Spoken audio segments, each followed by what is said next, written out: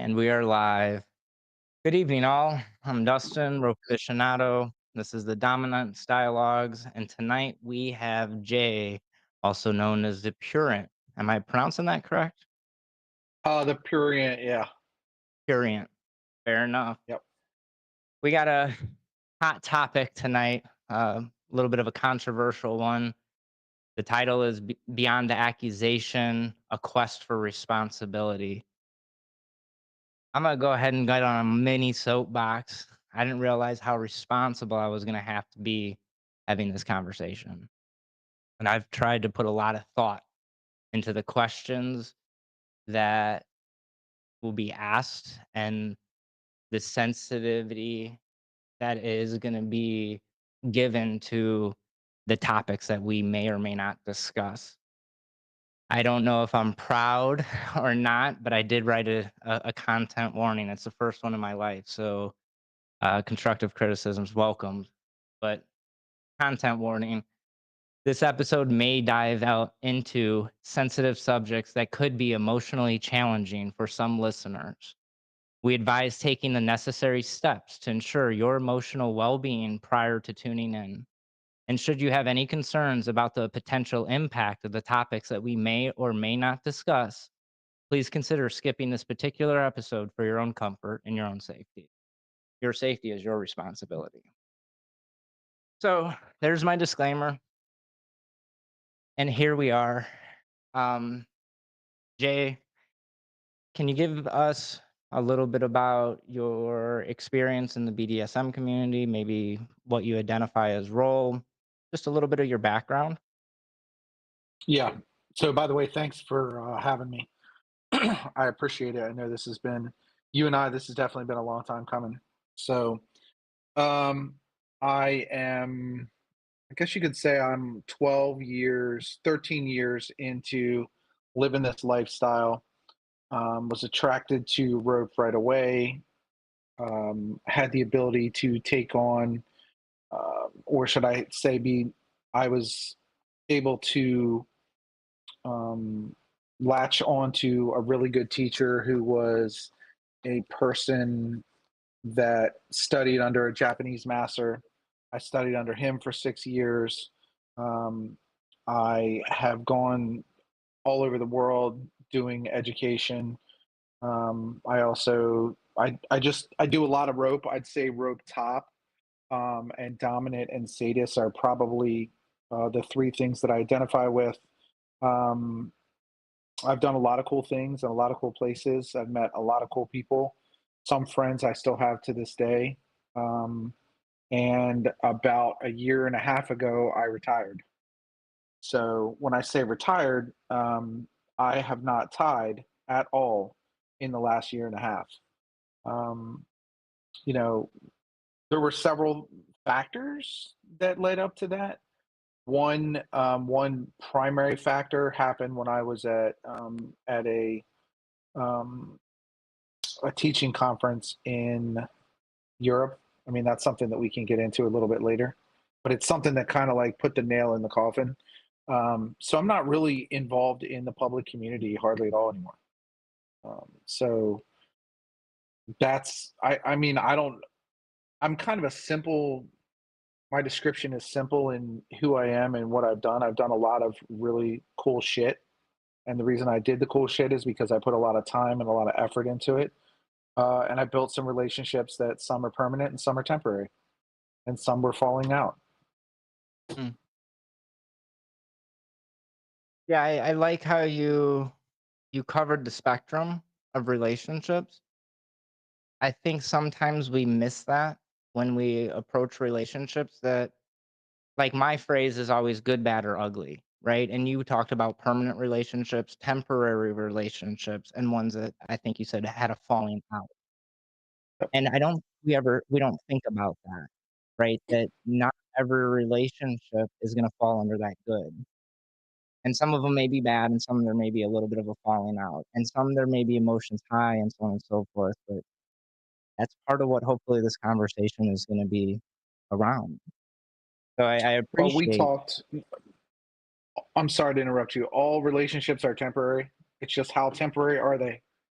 Are they 8 years Valid, or are they 4 months? I valid. also think that this world has a it's like what I said to you offline. I think the challenges are higher in this world because I think that untreated mental health is a higher risk, and that Mm, includes myself. When my mental health wasn't being dealt with correctly, when I wasn't doing the right things, whether it was intentional or not intentional, that will affect my relationships and the people around me and the choices that I make about the people who are around me. absolutely. I think I mean that brings up a pretty good point. Like mental health is something that's active and it takes constant effort, right? Um I think at least from my perspective, I've dealt with various mental health issues. Um and I agree that I think sometimes we can potentially use BDSM or BDSM activities to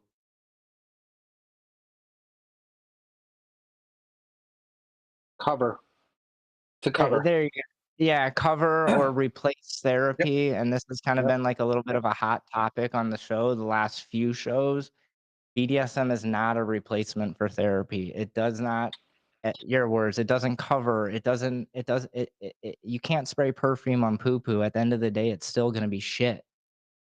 Like, Yeah, why you, why can't you do both? Why can't you go to therapy, or if you need to mm, take medicine and use this kink as fun, or it can satisfy whatever need you have, but also get the mental health stuff that you need. I think that I think that people unknowingly do it. I think sometimes they don't even realize that's happening. I wanna agree with that statement. I don't know if it's a valid statement to be clear, but I wanna agree with that because I try to believe that, like, most people have good intentions, and I don't think that people intentionally go into BDSM to cause harm from any side of the slash, from the top or the Agreed. bottom, and I don't from my and I'm a data person. Anybody that knows me, I've joked I should be called the database dom if I ever change my name. You guys know. Um, but I've dug into any kind of metrics that I can find, and the data just it doesn't show that all these bad things are happening. Do bad things happen? Absolutely. I was listening to Yep. another podcast that I like. It's called BDSM United with Master Saturn, and it was actually kind of ironic. I they had he did a mini series on BDSM horror stories, and he brought in statistics, and I want to find where he got some of his statistics, and it talks about like injuries. He didn't touch consent violations, and I can understand why because that's pretty touchy. Um, but the accidents they happen, they do happen, and we need to be mindful of them, but they're Yep. they're fewer and far between than we wanna believe, at least in my experience. And, like, we'll dive into that, like, we're not even on Yeah, topic, yeah, but we're jumping. Yeah, we're jumping ahead because there's two kinds of riggers on this planet: ones that have had injuries and ones that will have injuries. It's the truth. so so someone did just ask where I got this information. So I plan on finding out where he actually got his specific information, but there's another podcast called BDSM United, and they just did a mini series where they talk about the accidents, and it was interesting, like, most of the accidents come from rough sex inside of BDSM, Interesting. not from, like, gunplay or something with a lot more inherent danger. Or at least the I mean, and it was funny, oof. he was a little comical, he's like, "Yeah, at least they're not reported," right? Um, I'd but be that interested to know. On a side note, I'd be interested to know if he brought in the rope injuries because Rope Hedonista 2 years ago did a survey, um, and I don't know how many people responded, but I know it was a decent amount of injuries that were done, what tie it was, what kind of injury it was, how Oh long did it wow. last. Yeah, like I actually have that and I'll be able to provide that to you. But I'd it be was really interested. informative. And I mean there were I mean there are long-term repercussions from this stuff. You know, rope is dangerous. Rope to me is more dangerous than rough sex. But that's just because I'm, you know, I've done it for so long versus rough Well, sex. I think the statistics, like you got to think about whenever you think about statistics, they're always skewed in some ways, right? Rough Yep. sex is a lot more common than rope suspension, Correct. right? Correct. Not to mention the danger. I've been talking a lot about like the hidden metrics versus perceived metrics. The perceived danger inside of rope suspension, Ray Charles can see this, right? The perceived danger inside of rough sex, you don't know what it is until it's too late, more than likely. I mean, like, Yep. we So can it already specifically happens. talk about choking. Oof. So fucking scary. So scary. I don't care if you know how to do it or not. I mean, you know, not to get in too far into left field, but I mean, I've seen water torture go bad, or at least I've read about it on FET. You know, where somebody has a permanent issue because the one partner was doing the torture and the bottom something went wrong, not enough oxygen. Well, So and this kind of like, this isn't too off topic. I mean, this is exactly what this whole conversation's supposed to be about. Mistakes, like overarching, and responsibility overarching, right? I And like I talking, oh, go ahead. I also think that it's not necessarily about mistakes. It's about perceived mistakes. So, in other Mm, words, what I mean is what one person's perception is not what another person's perception is. And unfortunately, you can negotiate all you want, but if somebody has a bad experience, this is how I feel about it. If you trust somebody enough to play with them, you need to trust somebody enough to go to them when you have a problem. And if mm, your perception is that you have been violated in some way, you at least need to give that person an opportunity to hear what you have to say and to apologize because that person may not have understood from their perception what they were doing to you. And we mm. have lost that. We have lost we have lost conversation, and this goes into a bigger topic, but we've lost conversation because the internet makes it that if you don't like somebody's opinion, you just block them. There's no back and forth.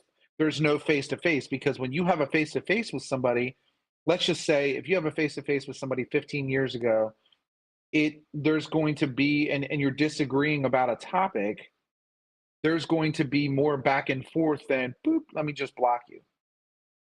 Yep. That's what happens. I mean, as you and I found out earlier in the week that there was someone that expressed some concern about me being on the show, and before I could even find out what this person was about, they blocked me on FET, which is ridiculous.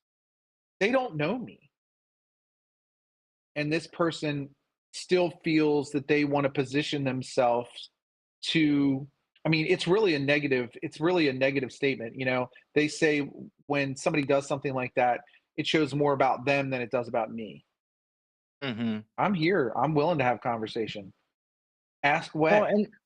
and that's kinda, like, exactly what you were saying, like, we've lost that whole process of communicating, and so, like, preparing for this podcast, one of the words in your bios, it really rung out to me, and it was restorative justice, and I'm like, "I know it, but how much do I really know?" Right?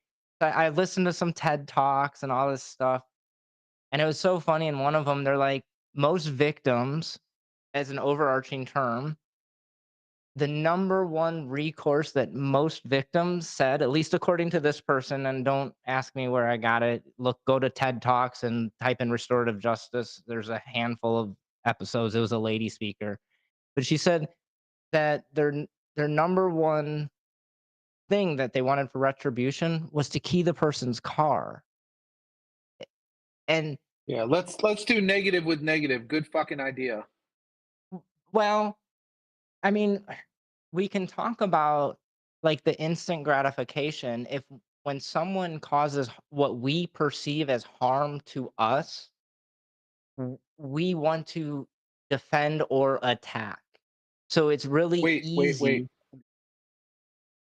We want it. I don't mean to interrupt you. I'm sorry. We want that when we don't have emotional maturity. When we Valid. have emotional maturity, this is what we do. We step back and we go, why is this person, why did this person do this? Why did this person say this? How am I reminding this person of something that they hate?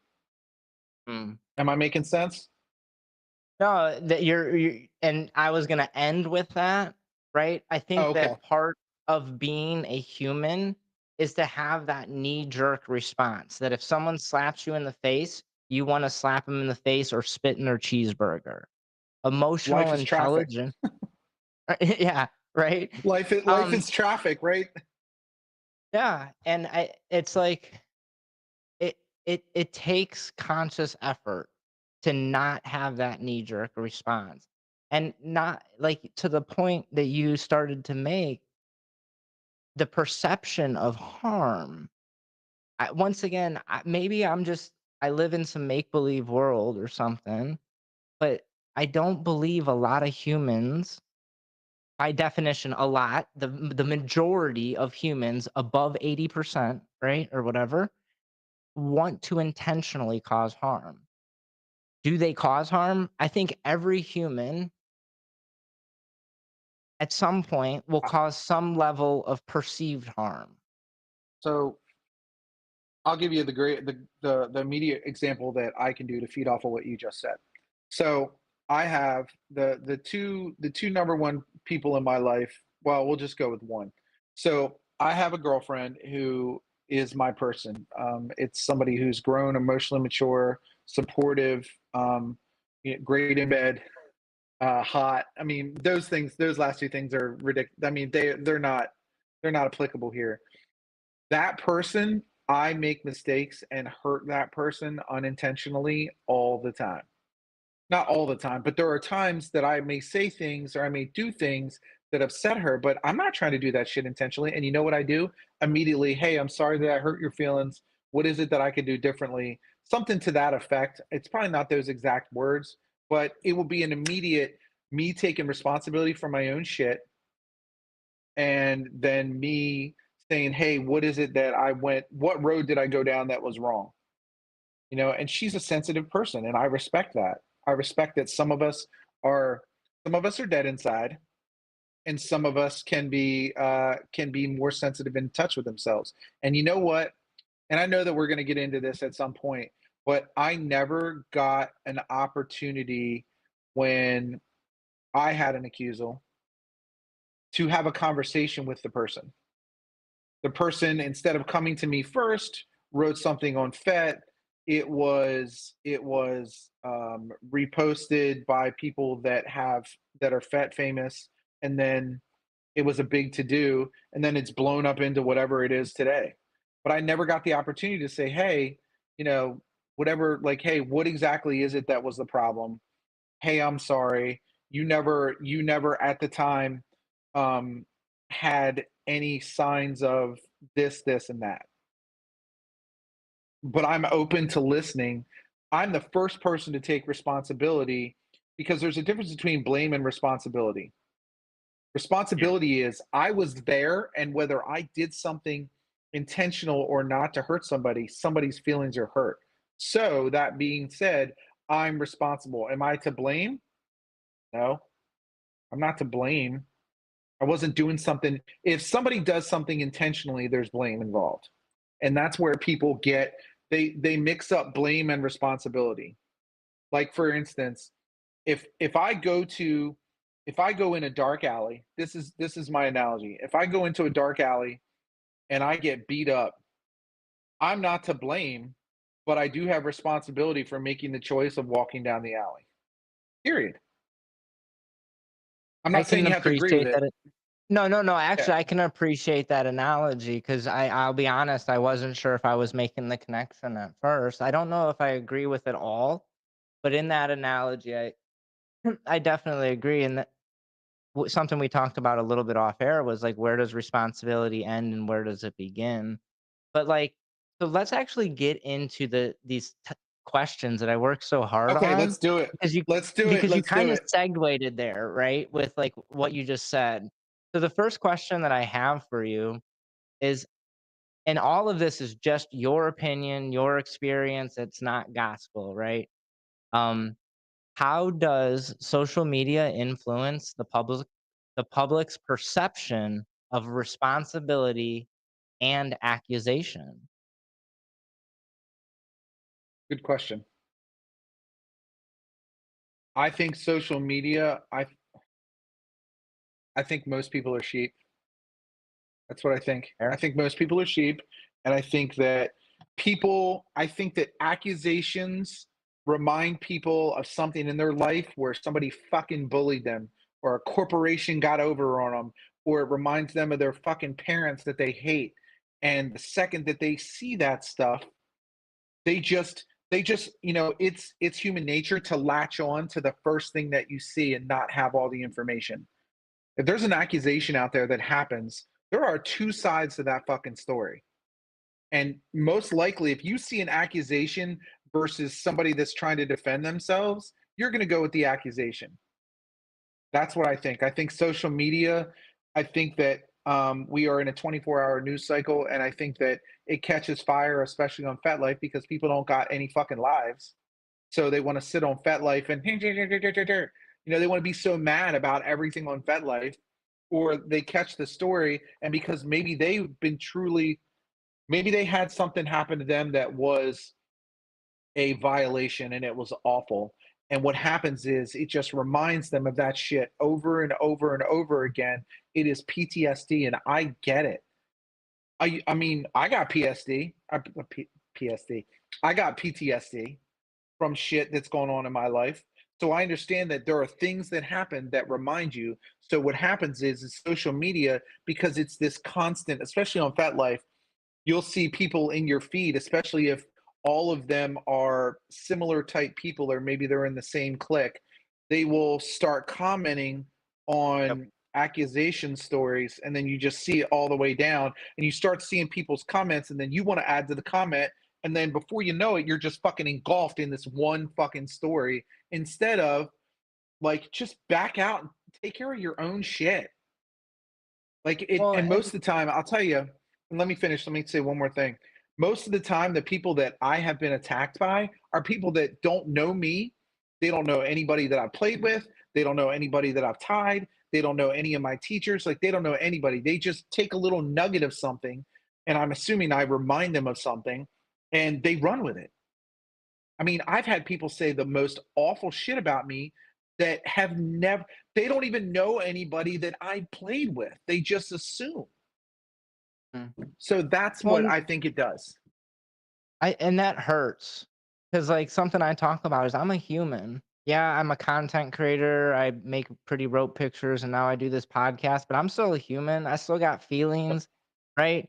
And like you said, for someone to say such demeaning things to me when they don't have firsthand experience because of whatever is on going on with them, and this is Can I? something I really try not to take things personally.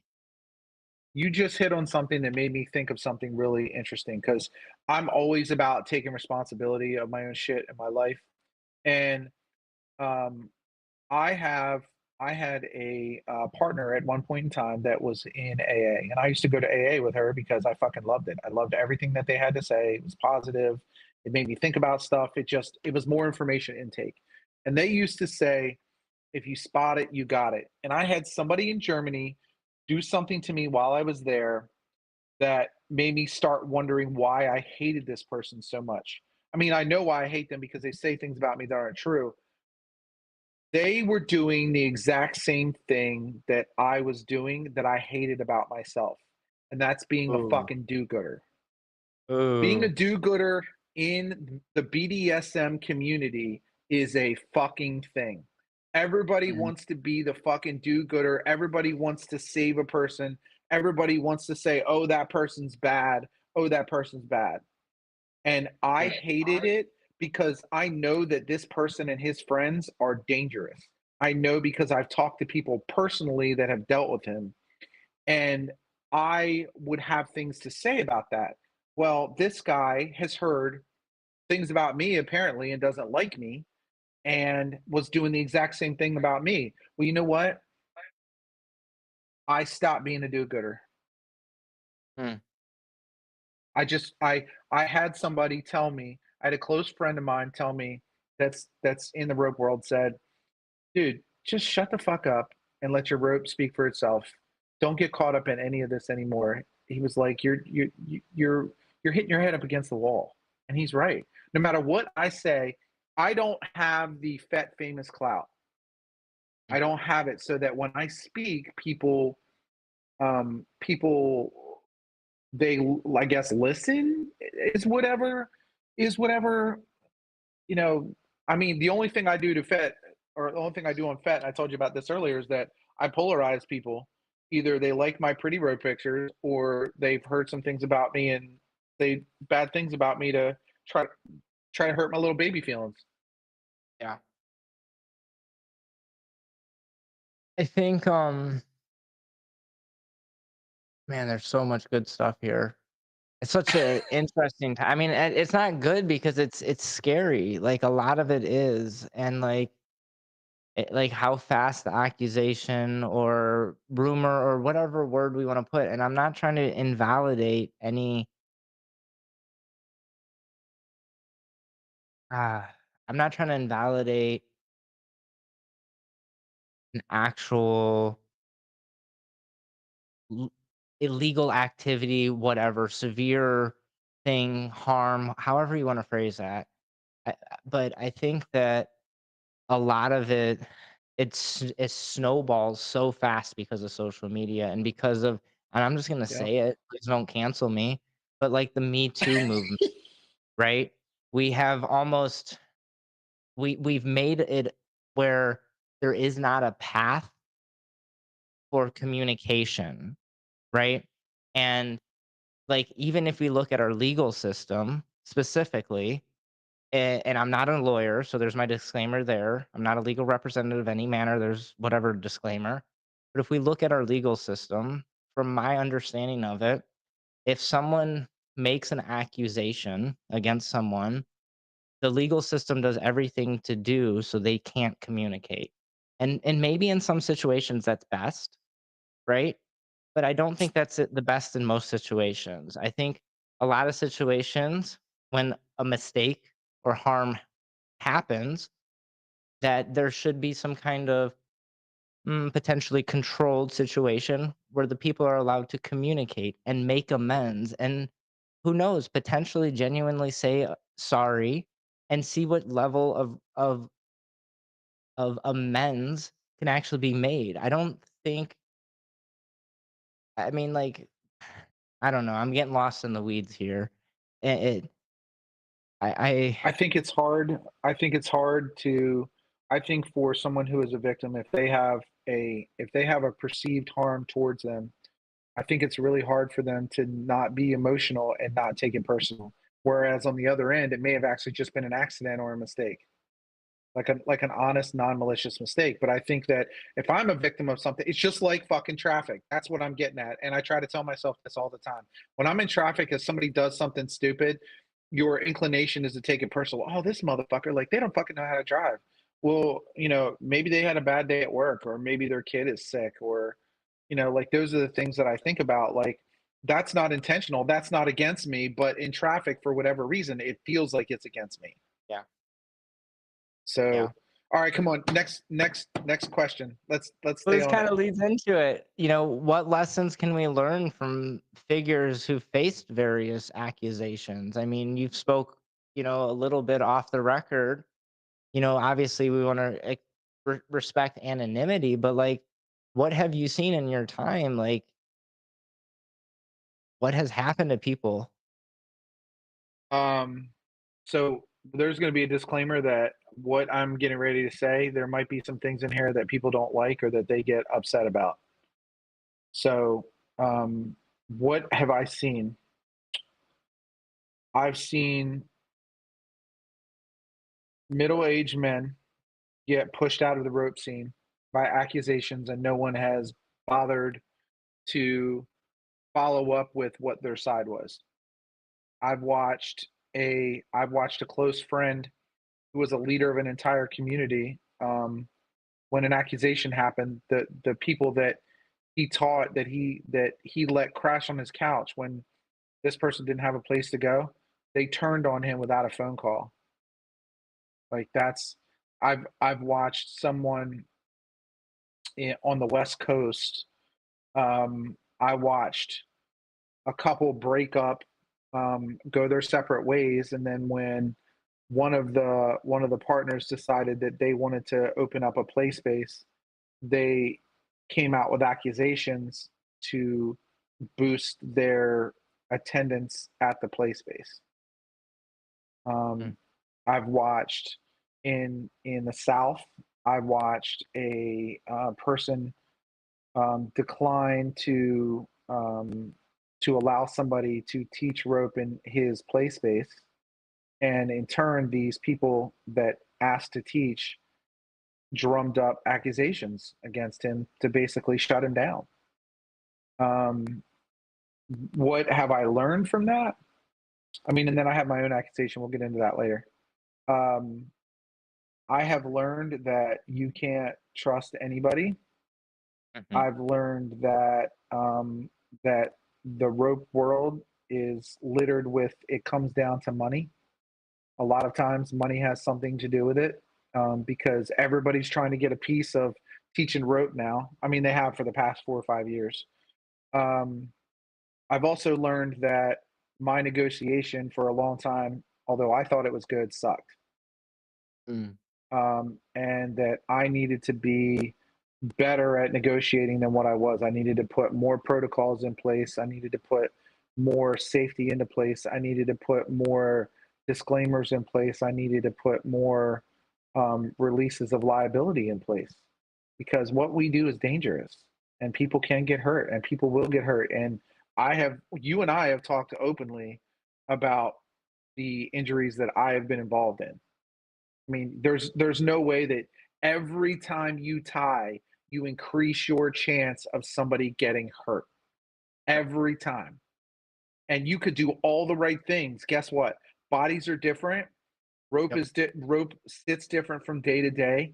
I mean, you could do one tie to five people and it'd be fine. And that sixth person, it could act funky.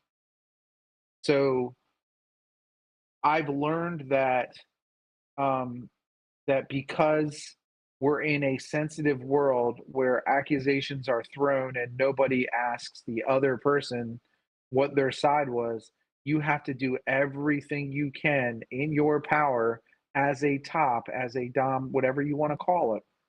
You have to do everything you can to protect yourself. And that means lean out to other DOMs and say, what is your protocol? And then take things that you like and add that to your protocol, which, I mean, you and I had that conversation. Shit, it's probably been 4 or 5 years ago. Yeah. Yeah, yeah. No, as I got more public, and that's the thing is like anybody that's ever played with me, probably for close to 10 years, I have consent forms. For the last 8 years, I think I have model releases and liability. I think I started 6 or 8 years ago. And I am just so thorough. And even then, I don't know how much protection it actually gives us. Well, it So, doesn't, because yeah, if here's why it doesn't. Have you ever heard? Um, Man, I have to dumb down this analogy. So somebody could build 50 bridges and they shoot one person and they're not known as a bridge builder. You get what I'm saying? yeah, yeah. Yeah, yeah. No, absolutely. So I could have, like, right now I could open up my phone, look at my notes list, and look at least 30 people that I have tied, that I could reach out to them and say, "Can I use you for a reference?" And they'd say yes.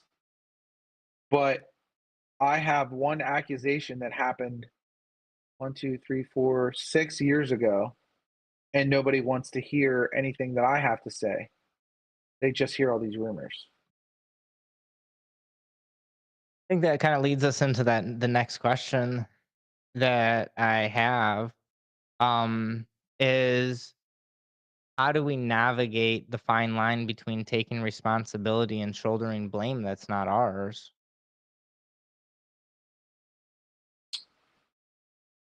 I don't know the answer to that question. I don't think. I think that you have to really do some reflection, which is where the emotional maturity comes in. And you have to ask yourself, what is it that I could have done differently?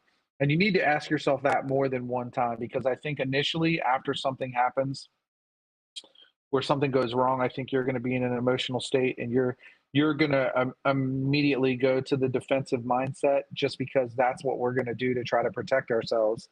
But I also think that maybe a day or 2 or 3 days or a week later, you should still be asking yourself the question. I also think that it would be really good to find somebody that's heavily that you can lean on, that's in kink, that you say, hey, this is my perception of what happened, and where do I shoulder, in your opinion, where do I shoulder the responsibility, and where do I have to draw the line with the person that I played with, to say nicely, this is where my responsibility ends. Yeah. I think. Something that we kind of talked a little bit about is a couple episodes I interviewed Neuromancer, and something that I never even really thought about, and we've talked about it a few times, is about like Yep. negotiation for the duration of responsibility. Like, if 6 years later, or 3 years later, or 3 months later, am I still responsible? If I negotiated it for, then it's probably reasonable, but like, where does that level stop? Um, that gets really tricky, right? Because time It I does. I like I like to say that there's not many truths, because truth usually changes with time and perception, right? Even in the scientific world that I live Well, in, it changes, every right? time that you bring up a memory, it rewrites it and changes it a little bit. It's a But scientific fact. yeah, we remember the last time we told that story. So I'd have a question inside of the chat that seems worth bringing up. It says, rope bottoms take on the majority of the risk. How do you respond when there is rope injury, wrist drop, etc., from someone you tied? I want to add a couple things. This isn't going to be a rope centric, so we'll go ahead and answer it, but it is a good question. And I would also like to add, like, the caveat that this kind of goes into something that I said earlier. We talk about the perceived metrics or the perceived risks, and we don't always talk about the hidden risks. So I'm going to stand on a soapbox. I agree that rope bottoms take the majority of the perceived risk. It's really easy to see the risk that they take. They take a lot of physical risk, and I would say in situations, at least with my tying style, they probably take some emotional risk, potentially mental risk, and maybe even some more. Like, I don't know where the risk profile is. It's far and wide, and it's usually easily perceived and negotiated. The risk that is for a rigger, it's not always as easily seen. Um, so I'll The just risk leave is it you could there. fuck somebody up. The risk is you could fuck somebody up. The risk is not that you could fuck somebody up, but you would be ultimately in control of what is going on and something goes wrong. That's a huge risk. It Yeah, is a heavy burden. A physical and mental burden is definitely, I'm not going to compare two, okay, because they both have risk. I'm not going to say one's higher than the other, because it's not. So let's talk about the question that was asked. So could you ask it in the first part so that I can respond to it? yep, yep. I had to just add my little tirade there. All right. Equal responsibility.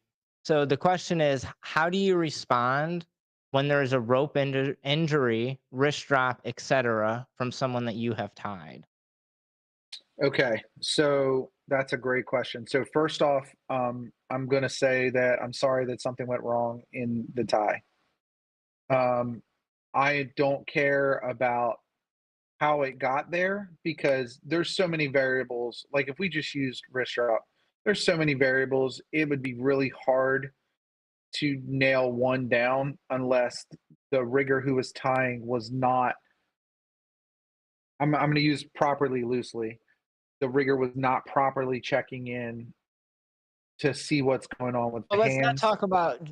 let's not Yeah. talk about So a how do I rigger. Let's handle it? talk about How do I you handle it? specifically. Yeah. Okay, so me specifically, how I would handle it is it's going to be that I'm gonna I would so can I'll use an example.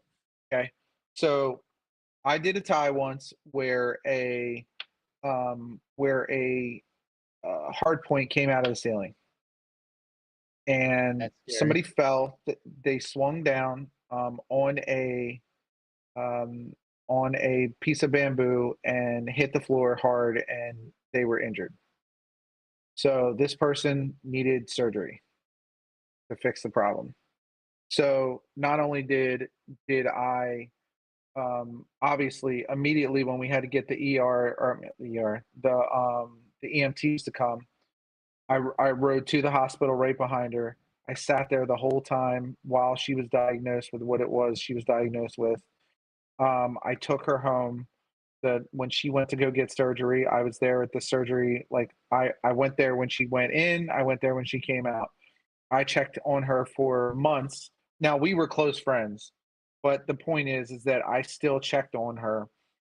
Wrist drop, you know, there's a variance there, right? So if it starts with, for me, if it starts with like maybe there's some numbness, maybe there's some like some numbness in the fingers and nothing else, and it happens for a while. I'm going to follow up with whatever her, sorry, well, I'll say her or they um, whatever we agree to of me following up to see how things are, depending on how close we are, would be appropriate, right? Because I'm going to say, hey, you know, I'm really concerned about this. Is it okay if I check in with you every 3 days just to see what's happening?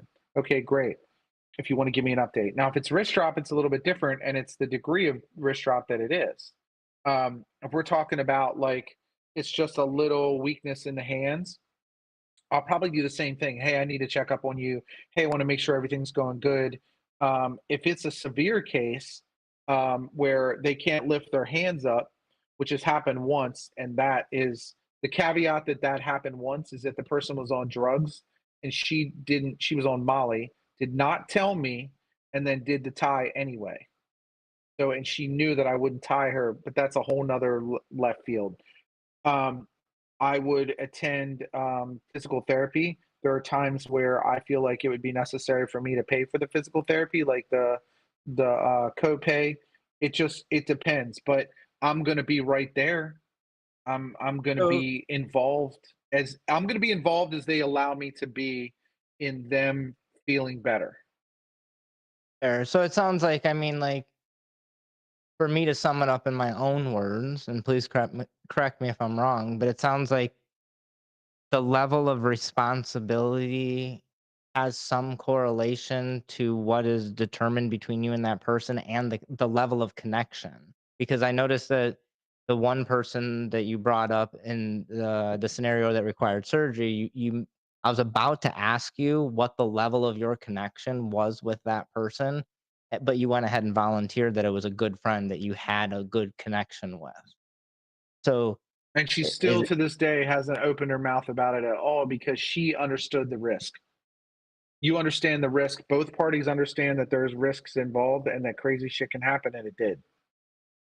And I took fair. responsibility. I mean, you know, it's ultimately I'm the one that's in control of the situation, not them. So it's my responsibility, and I failed the responsibility.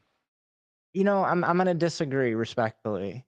Like, you may be the puppet master, but they're the puppet and they agreed to play in the show, right? And this is where, like, I understand as a top that I like my once again my perceived responsibility. It's really easy to see, but this is a shared experience that two consenting adults agreed upon Right. that has known risk. And we need to, s- in my opinion, once again, don't cancel me. As a community, we need to start fucking speaking in we terms. We need to be responsible. We need to be responsible, not tops, not bottoms, not community leaders, not community elders or event organizer. We, all of us, every single Yeah. person in any kind of shared experience. If we go to a venue, I'm not going to rely on just the venue organizer to ensure that's a safe space for me. If I see something Because that's it's out of not. turn, Because those people, well, that's here nor there, yeah, but it's shared I know it's neither here nor responsibility. there. Well, accountability, man. Personal accountability is something that is lost, and I think social media makes it easier to blame other people, more often than not, to just point fingers at other people. No, you know why people want to point fingers at other people is because it's easier to get on a rant about somebody else than owning your own shit, because it's hard, because in your heart you know you made a mistake, and we have been conditioned to not believe that we should make mistakes instead of giving ourselves a little bit of grace.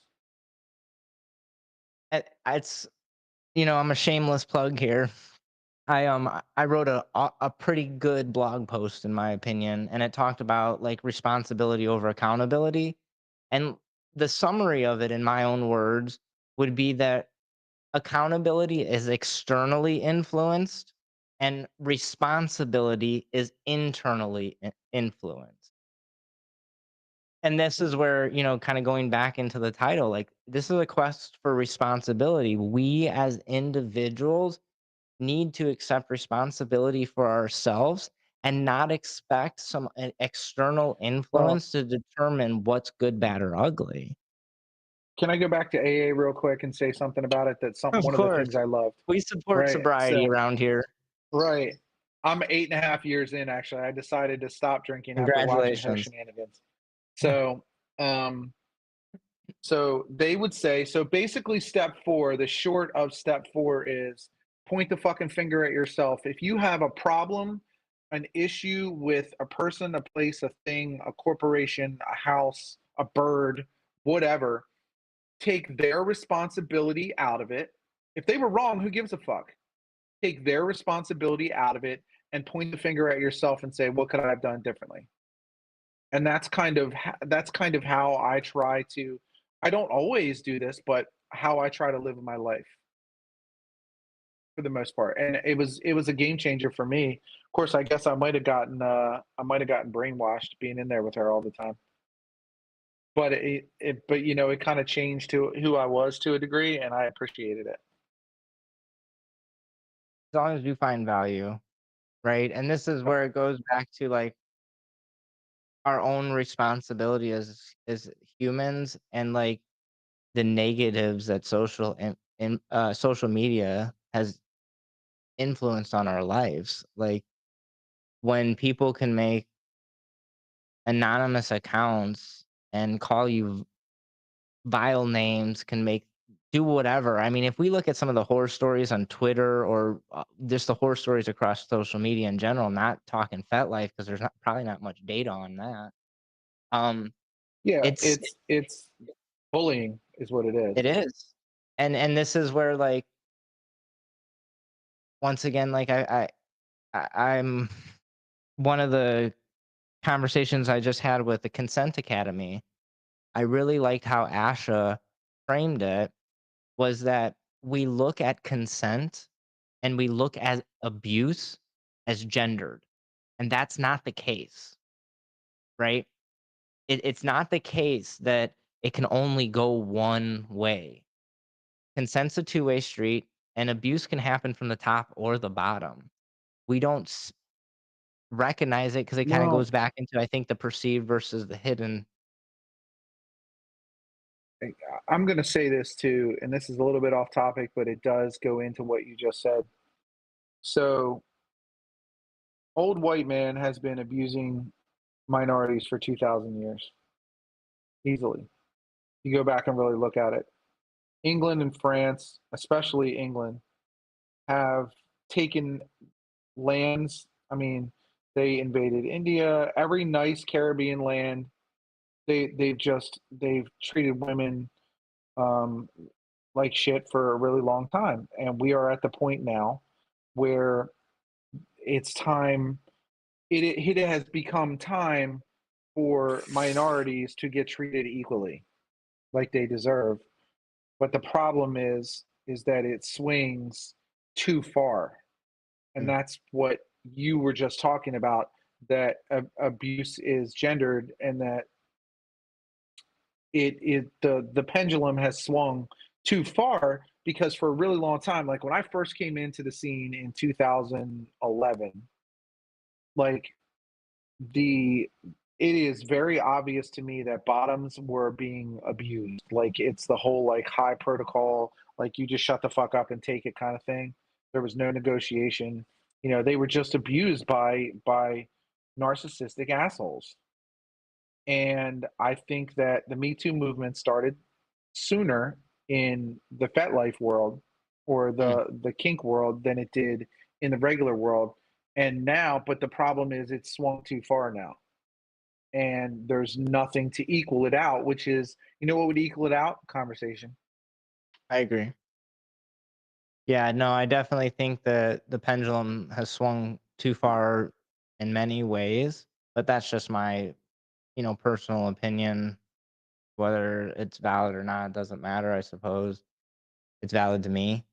Um, Yeah, that's all it has to be, is valid to you. yeah. So you want to keep trying to hit these questions? Yeah, yeah, yeah. So, next question we got are what are some of the impacts of accusations on both the accuser and the accused, and how can these be addressed? I think we've touched a little bit on this. So I can't say what the impact on the accuser is, because a couple reasons. One, well, more than a couple. One, I have not been an accuser, so I don't know. Two, um, I think that no, I think it's rare that anyone does any kind of delving into what their story is or hearing the other person's side. So I don't think that, I think everyone is too scared to come back and do the victim shaming. They don't want to be perceived as victim shaming. And I think that the victims get a lot of attention. I think, or the, not the victims, I'm sorry. The accusers get a lot of attention, which I mean sometimes people like. Am I saying that people accuse because they want attention? Absolutely not. Does it happen? Absolutely. It Yeah. 100% happens. So so people that are out there that really have a story and they've got straight up abused or they got violated, like I get it. I have friends that have been violated. Um, I have, you know, an accusal, a false accusal, like what happened to me, is a violation for me, and it does hurt, and it does bother me. As far as being the accused, it takes about 48 hours for your reputation to get crushed. Any kind of reputation you may have within a social circle, it's gone. So does Even if that, so at first, what's that?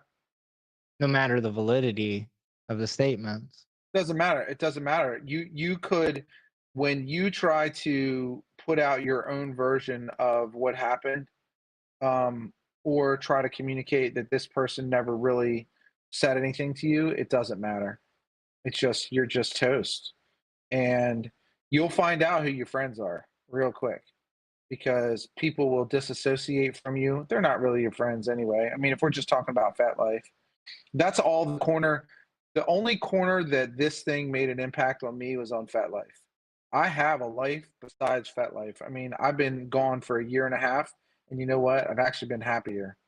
And I mean, I've been much more chill and much more content, because I don't have to listen to the bullshit that goes on Fat every day, or the things that happen on Instagram, or watch another person just,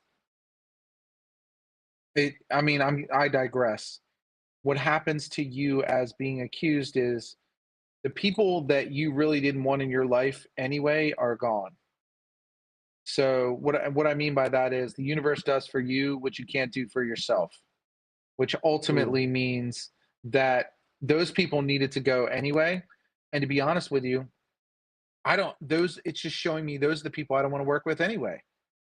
I had a line of models wanting to work with me, and I was taking my good old time on who I wanted to work with. And when I was accused, almost all of them went away. Okay, cool. Well, then it shows me that you don't have enough emotional maturity to be around me anyway. And it doesn't show me that that you're not going to listen to what somebody has to say, even and especially with evidence.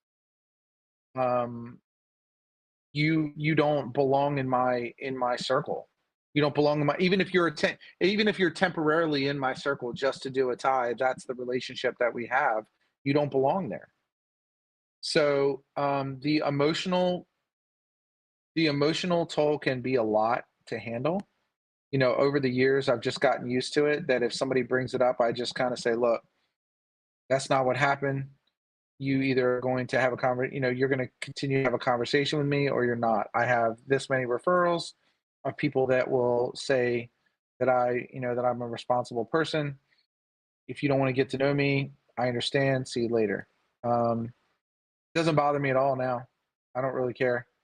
It bothers me that here's what bothers me. It bothers me that we have no protocol and I don't even know how we would design one, but there's no protocol to be able to, hey, before we jump to conclusions, let's um, let's ask questions. You know, just because somebody's an accuser doesn't mean that they're not either entirely truthful. It doesn't mean that they're not trying to do it to get attention.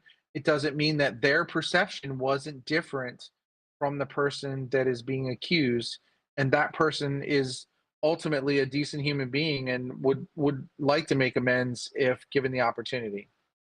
Even the amends of just saying I'm sorry and maybe the accuser is still upset, but that's okay because at least the attempt was made to say, "Hey, I want to make this right. What can I do?" So accuser gets more attention, and if it's a legitimate, if it I can't say legitimate, if it's a claim, no, that's a bad one too.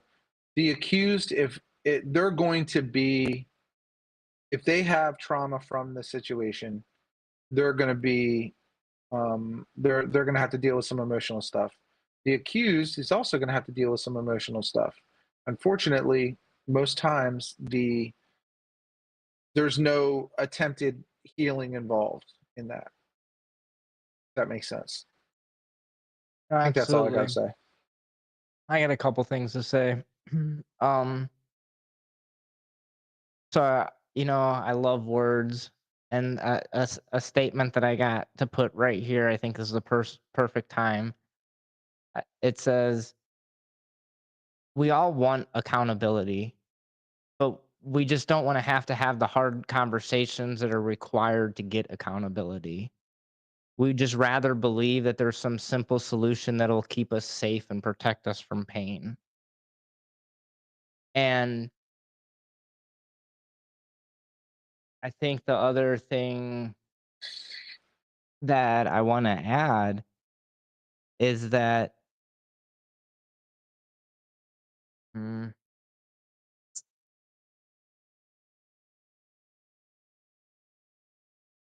hmm, I think I'm lost my train of thought on that one. Oh, now I do. Now I recall.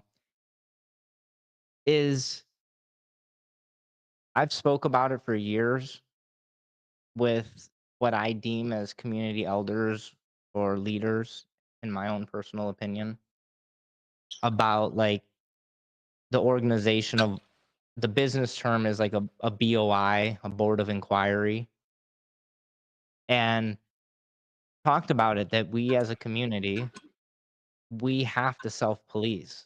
We have to make these paths for accountability. And the path for accountability isn't ostracization from community. It is a path for redemption has to be created.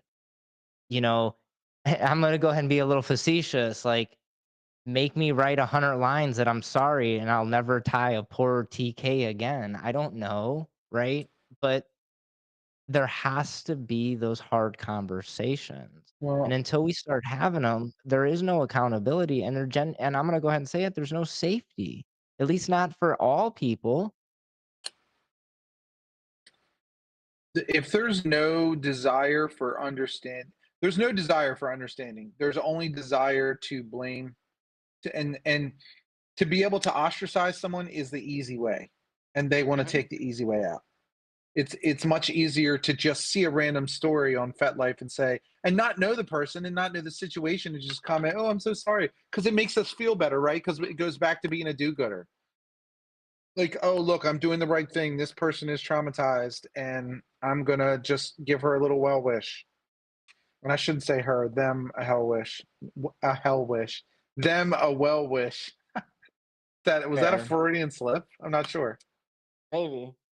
All right. So our next question, we're starting to get into the juicier stuff, but not quite. We got two more.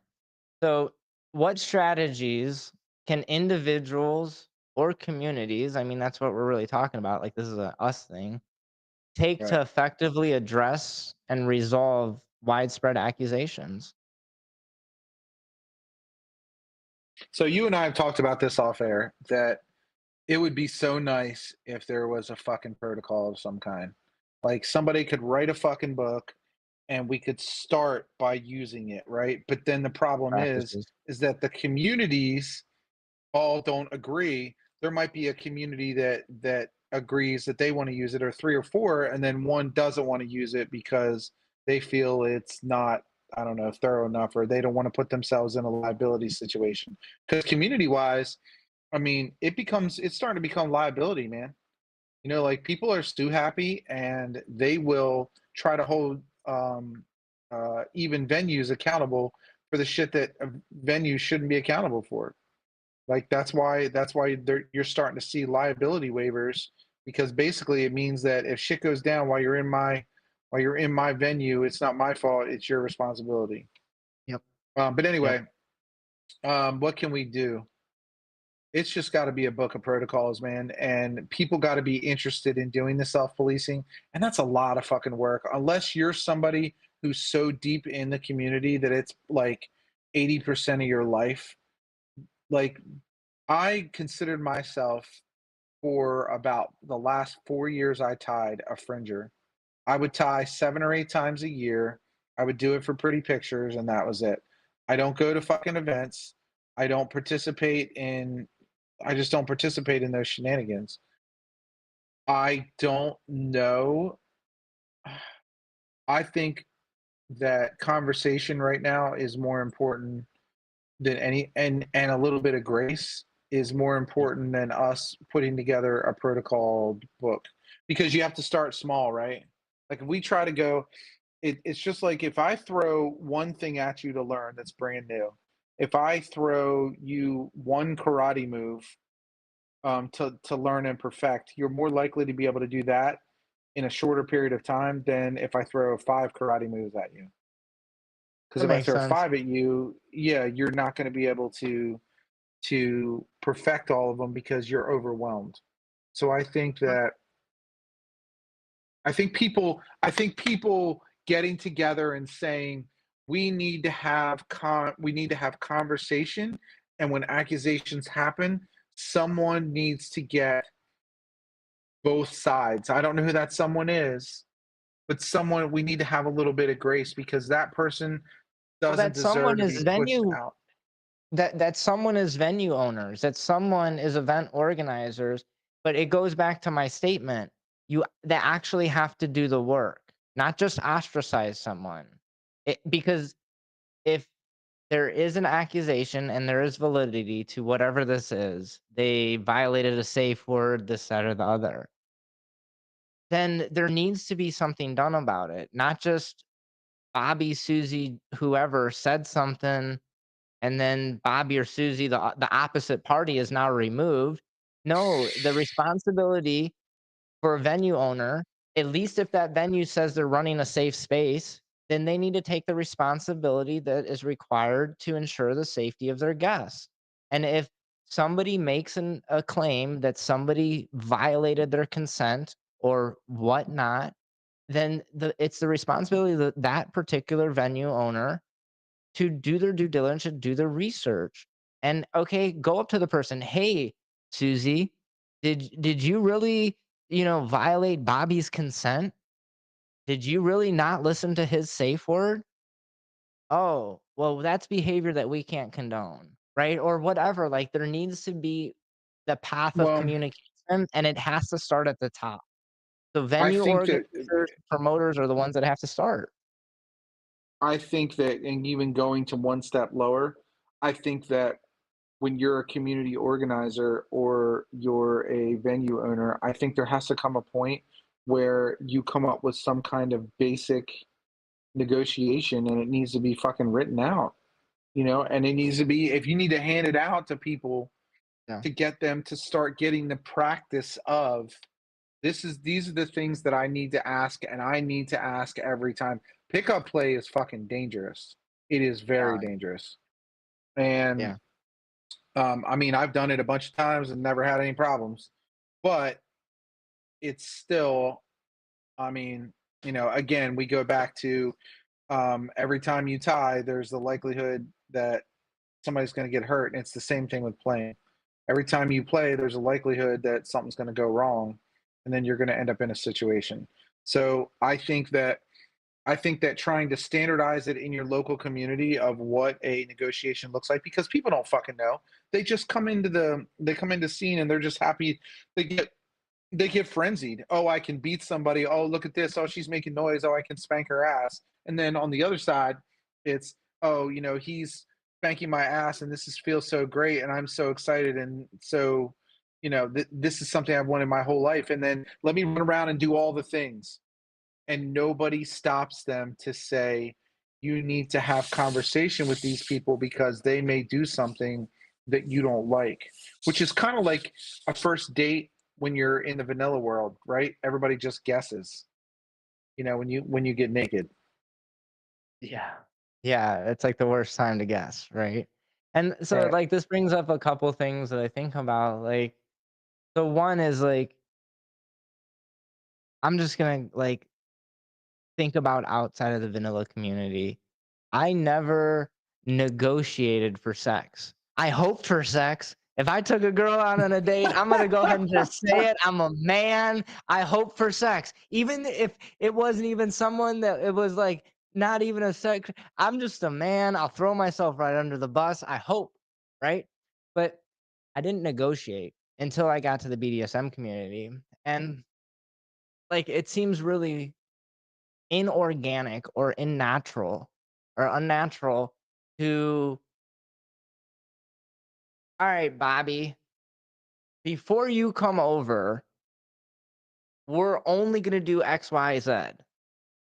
I don't know how our energy is going to be. I don't know how I'm going to feel when you get here. I don't know if I'm going to like the moans or the screams that you make, but I'm only going to do what we agree upon before any of the naturalness. Now, this is slippery fucking slopes inside of the vanilla world. And it's ridiculous inside of the BDSM world because most of what we do is pretty slippery, right? And consent is not quite as clear as it is in the vanilla world. Um, and I think that like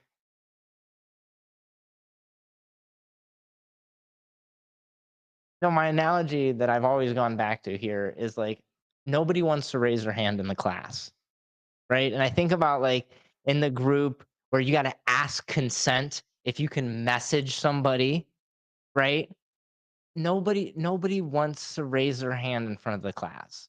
And like it's been very hard as like, I've evolved as a human, as a dominant, as a top or whatever, um, to be just more vulnerable and say, "Hey, my name's Dustin, rope aficionado. I am a sexual sadist. That means I get some level of sexual gratification from the interaction, from my reaction of another person, right? That doesn't mean I necessarily have to have sex with you, but there is sexual energy for me. And like we live or it's almost like BDSM is trying to remove sex from sexuality, but that's just a whole nother Yep. tirade. Yep. But it puts me in a very vulnerable spot because now all of a sudden I'm just the guy that wants to beat butts and fuck sluts. Yeah, I am, but only once it's discussed, right? But that's why I'm very clear that like sadism for me is very sexually charged. Whether sex, Agreed. whether traditional P in the vg or whatever is gonna happen or not, there still is sexual energy there for me. This is why I am so hesitant to play in a sadistic manner with anybody, anybody, It's unless if it scary, is an dude. It's established scary. partner.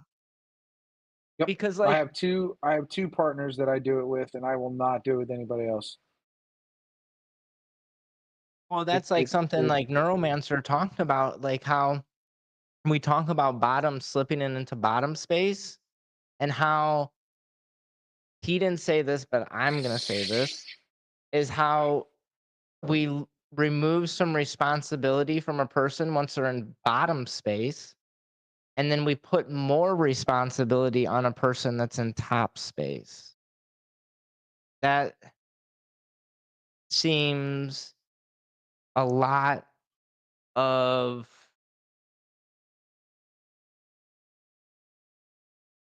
that just seems really hard to navigate, right? And so like I don't think it's hard. well, I with don't think it's hard to specific with navigate. ropes, like he said that like, a good time for like rope tops to get lost in the rope spaces when they're untying, when they don't have to be as responsible, right? Um, Nonetheless, we're getting lost in the weeds. I see a question. It's kind of a silly one to be honest, but I'm gonna go ahead and address it. There are am I advocating for or against scene negotiation? I advocate for communication. I've always been an advocate for open and honest communication. I've been an advocate for free speech. I definitely believe that we need to negotiate. I also believe that we Yeah. need to be realistic on what negotiations look like and what responsibility looks like for all involved parties. That is what determines, to some level, consent. Oh, there's specific in scene negotiation. Oh Boy, no, that's a God no. Oh no, not me. Mm-mm. like, No, no, no. I don't want anything to do with no. Once it's negotiated, unless somebody says, "Hey, like you negotiate something," and they say, "Hey, I don't like that," you stop. But you don't get into it. Hey, can I do this? Hey, can I do that? If you're in the middle of it, I don't fuck with that. Mm-mm. no, That's a recipe absolutely, for and problem. so this goes back to my simple statement for this one would be always want more. It's it's really easy to want more, it's really hard to want less. So going back to some of my statements, I think I know where, like, maybe some of my statements maybe been misconstrued, is there is fluidity to natural human interaction. Like, this has been part of humans for all of humans, right? That doesn't mean that we should necessarily act on that instinct or that fluidity. I do not condone in-scene negotiations, particularly because I personally believe that we're intoxicated by definition when we're Correct. in scene, right? Correct. And you cannot negotiate, whether it's a business, legal, or a personal anything, if you're intoxicated, in my opinion, whether that's by intoxications by the hormones and that are inside of your body, or if it's intoxications from external influences. Nonetheless, like, if in the scene somebody I negotiated for XYZ and they're like, Dustin, I really want A. Cool. I'm gonna log it. We can talk about A tomorrow. Maybe we can plan a scene next week for A, right?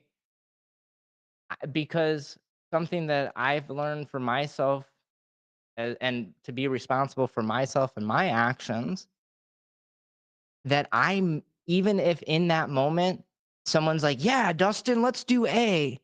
I might be in my Mm-mm. own thing where I'm like, "Yeah, let's do A." but I didn't even realize it. I don't even know what A is. I didn't know how to do it, but I'm over here trying to be a service top or something. I didn't realize. I don't know, but I have to accept that responsibility that just because somebody says they want something doesn't mean that I'm necessarily capable of delivering it. And I need to have I that responsibility that Short in answer. Short answer. We no, we don't we don't neither one of us are down for in scene negotiation. Fuck no. I'm gonna say fuckity fuck no. It is a recipe for danger. absolutely.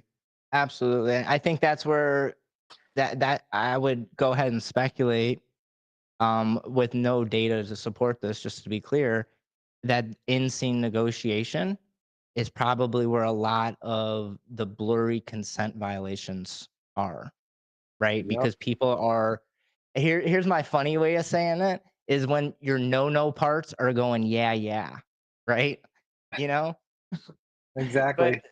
nonetheless, you know, um, that's that. All right, And so where we got two more, right? we got Two more one more, but juices. I think we've kind of like covered it in a few ways and it was kind of just asked a different way. So let's get into like your journey and your personal experience. I know that you actually want to talk about your story. But so Yeah. before we do that, just so I like cover my bases, I do want to go ahead and read the disclaimer again. The content warning. This episode may dive into sensitive subjects that could be emotionally challenging for some listeners. We advise taking the necessary steps to ensure emotional well being during or tuning into this episode. Should you have any concerns about the potential impact of the topics that we may or may not discuss, please consider skipping this particular part of the episode for your own comfort and your own safety. I've also made it public that anybody that has firsthand experience with my guest in a respectful and professional manner. Appreciate communication. You can send me an email. It will be confidential, be between me and you. This is not just a one voice type of place. I support um, free speech, even if I don't agree with it.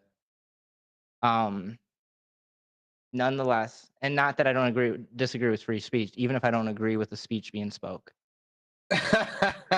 right? But I will That's what always, free speech is. yeah, I will be a platform for free speech. And, to be honest, I would actually at some point love to interview someone that's been on the other side, right? Whatever that may be. I do have a Well, little bit of chat going on. Um, I like that. I like that little like mantra, opt out, not opt in, in reference to like in-scene negotiations. I like that. yep, That kind of goes with yep. like the want more, don't want less. I like it. So we have leather, important point someone needs to document both sides of a consent violation, Yes, violation accusation. that is a great point. That is a great point, and I think to have a procedure or a process in place would be great. But like you've said, they don't want to do the fucking work. So they further say not all play occurs in a public venue for many legitimate True. reasons, and I agree. The Yep. same needs to be for incident investigation or collection of both sides of an incident are necessary, perhaps even more so in circumstances where the accused consent violation occurs in private. Thank you. In what? Thank you. Like, thank you In, for stating that. That absolutely. Keep your tickets, keep your receipts. I'm very adamant. We talked about it off air. You want me to spank your well, butt? We agreed to it. You got a consent form. I'm gonna send text messages. I'm gonna ask you like what I'm allowed to spank with, and I'm gonna yep, have I call it my tickets. yep, Like, yep. so if there is ever any question on what was agreed or what was not agreed upon, it's very clear that you know what was agreed upon, right? Oh, I have Um, receipts. yeah, yeah. So I'm gonna um I think that this is where the conversation's gonna get deep, in my opinion. This is a conversation that I don't know a lot of people have really talked about. It's goes back to like that statement. It's hard to have these conversations. I actually thought about it. I've had some lot of hard conversations in my life, professionally, personally, and I'm gonna go ahead and say it. You may have taken the cake tonight because I put a lot of thought into this Thank conversation, you. and I I want to do my best to represent this topic, your story, as best as I can, with respects to all people. Of So, course, and but we've had that. You and I have had that conversation. That so um, I'll get specific in two cities, but I'm not going to go any further than that. To we can leave where the things cities out happen. of it. The cities don't Okay, matter. all right, that's fine. All right, so Now let's do as um, best we can to use as much anonymity as possible. I mean, if some no of this problem. is more famous, We'll then some people may know or we'll some people keep may it not know. we'll keep it to. I don't even think one of these people is not even a thing like anymore. I don't think the other one. Who knows? So um, it starts off a little bit before it happened, where I was dating somebody that was very famous, and we had a split up that wasn't good. And she will come back into the picture in a little bit. I was in the Northeast and decided to reach out to somebody that I had been back and forth with um, for 6 months um, on Instagram, just saying, "Hey, whenever our paths cross, we should do this." So tie and maybe do a little bit of impact, but the impact be non-sexual in nature, like in other words, not end in sex. Um, so I picked the person up from I a pause 1 second? yeah, In your own words, can you define sex for the sake of this conversation? any kind of um, any kind of where someone gets naked and there are bits aroused, touched, fondled. It can start with hands all the way up to full penetration. Okay. I mean, I just wanted to make sure we weren't getting into, like, yeah, some Bill Clinton situation, like oral's not yeah. sex, right? I did not touch that woman.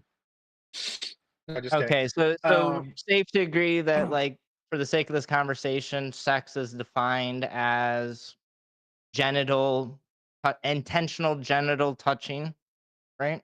yeah, to Probably gain over arousal and or to have full on intercourse of some kind. I So, don't uh, think necessarily arousal is specific to sex, and I'm gonna go ahead and not, like, speak okay, on a fair. little bit of my experience because I can be aroused and not have sex, and I cannot control my arousal. I'm gonna go ahead and throw myself Fair. under the bus. I could be sitting on the bench outside talking to you on the phone, and a deer runs by, and I remember this primal scene I had 6 months ago, and I'm aroused. Boom. That's Right. you know? Okay, fair. So we had already agreed ahead of time that there was going to be no sex. Okay. Okay.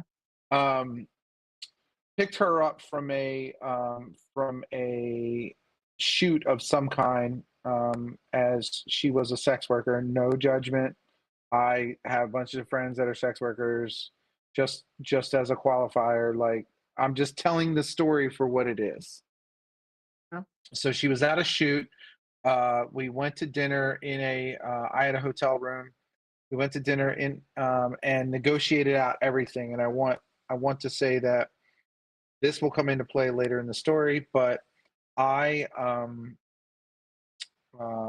I did not in any way. I will not tie anybody that's any kind of intoxicated, not even marijuana. like California sober doesn't work for me. I think that you are altering your perception of reality. I think that it could dull if something is happening in rope that could be dangerous. It's just my own personal thing. I specifically asked this person when I went through all of my negotiation, and we talk about, I will not do these things if you do these. I specifically said that I would not tie anybody that was under the influence. So we negotiate rope and rough body play and some impact. And we go up to the room. Um, there's a tie that Well, happens. Are you good? You need to ask me something. I'm good. I'm good. Okay. So we go up to the room, and for people that it, I ended up putting her in a strappado. For people that may not be familiar with that, it's an arm binder. It's behind your back. It's where you put the elbows as close together as possible, Delicious. and restrict. And when she was in this arm binder, I picked her up by her neck, negotiated, and threw her down on the bed, and her arms hit the bed, and she freaked out because she said that her arms that were numb got shocked, and it was all hot. So I talked her down. I did not cut her out of the rope. There's a reason behind that, and you know this, Dustin, that if you cut somebody out of the rope, you actually raise their risk tremendously of clots. So if any way possible that you can untie somebody, it's better to untie somebody and talk them down rather than cutting. So I did it. So I untied her. We put her on the we had her sit up on the bed, gave her food, water, waited 20 minutes. She wanted to continue with impact play. Okay, cool. So we did a Can I little bit stop of you rough for body. 1 second? You Yep. just made a we statement. Can you who was all in the room? Was it you and just Okay. this person, So or it was it you? was you, it was me and this person, and that's it. Okay. Okay. So when I say we decided together to continue. Okay. I Okay. checked in with her, waited for her to feel like she was better. Then she agreed. I wouldn't say she agreed. I didn't necessarily ask her. We had the conversation mutually to decide to continue. There was some rough body play, some impact with some toys, and she put on her clothes, and she asked me to drive her home, and she lived in a city right next to the city that we were in. I drove her home, said goodbye. That was it. Next day, I checked on her. Hey, how the arm's doing? Oh, I've had a few shocks through it. Okay. I checked on her every day for the first 3 weeks. I checked on her every other day for up to another 3 weeks. We talked about classes that were in the city she was in that she wanted to go to. I talked in general about some classes I wanted to attend. She talked about the struggles of dating in that city. We talked about kids because we both have kids. Nothing at all in these entire 6 weeks did I get any kind of inclination from her that there was a problem. And then all of a sudden, one day on FetLife, there's this big long story about how I'm a sleaze bucket. And I took her into the room and I held her. Not only did I do the thing with the arms intentionally, but then she said, well, he didn't cut me out of it. Well, we didn't have a conversation either way. That was my fault. I should have told her ahead of time that I don't cut people out of it. That was one of the lessons that I learned. Um, then she said that not only when she got out of the rope that I basically held her down and forced her into impact. Now I want to tell you this: the day after we had impact, she sent me pictures of her butt all bruised, and she was all proud of it. I mean, I have the receipts. So she basically said that she thought I was going to rape and or kill her. I mean, that's what she wrote. I still have it copied in my notes. of all the things that she said. So unfortunately, she didn't have any kind of desire to have a conversation with me after she dropped that story. Then my ex-girlfriend, who was fat famous, um, decided to amplify this story because she had 80 or 90,000 followers at the time, and my reputation went in the shitter inside a week. My FetLife reputation. I mean, I had people that I had literally just tied with that I said, "Hey, would you give me a referral?" And they said, "Yeah." And then they came back to me, "Well, I've heard about this stuff that you did, and I just don't want to be involved with you." So, and it doesn't help that one of my close friends in the community was accused of something, who ultimately the girl recanted her story, but it doesn't help that I supported him because that gave people ammo to not like me because I was a steadfast loudmouth supporter, which I should have just shut my fucking mouth. I should have just supported him in private and not in public. And that's because um, the the wokeness will come for you. They will come for you if you have an opinion different than theirs. It's just the truth of it. So what it did was it drove everyone out of my life that shouldn't have been there. Was it hard to find people to tie? Not really, because I had already started to shift to tie people outside of the community that were kind of fringers, whether they were yogists. Is that it? Yogist? Yogis? Boogie. Yeah, yogis. Um, whether it was yogis or um, people who worked in, you know, fire, fire breathers, or I had just moved away from tying people, or just models that wanted to be tied. And then when I came, when I, that's when I really came up with this expansive list of of the consent, this expansive list of medical questions, um, because I knew I was going to be working with people that aren't really experienced with rope. And then I came up with 3 or 4 ties that were the least likely to, at least in my opinion, the least likely to have a negative impact on these people when I was tying them.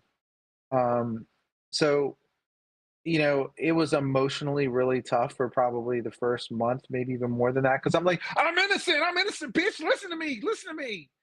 Um, but and I want to defend myself, right? So every time anybody talks shit on me, I always want to be right there, like barking right back. But it doesn't matter because you can bark all you want, and people online on social media, they decide they don't like you. It doesn't fucking matter.